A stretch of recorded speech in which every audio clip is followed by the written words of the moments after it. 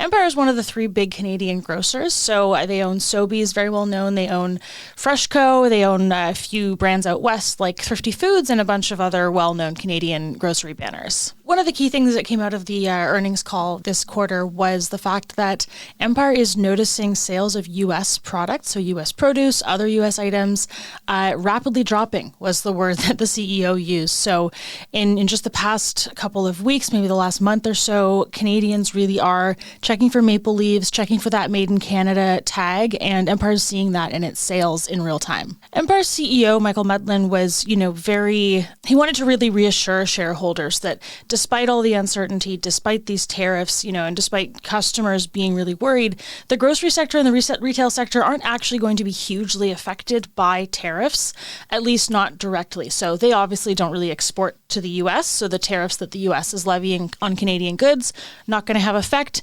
And he said that only about 12% of what the grocer sells is actually coming from the U.S. Loblaw said something similar. They said 10%. So, and they are working to shrink that. They do see that going below 12%. What he said was the biggest concern for the grocers, for the industry, for the retail industry, is what happens if tariffs are in place for a longer period of time and we see a downturn in the Canadian economy, people pull back on their spending. That's the bigger worry for the grocers, not tariffs across the board on everything at the grocery store.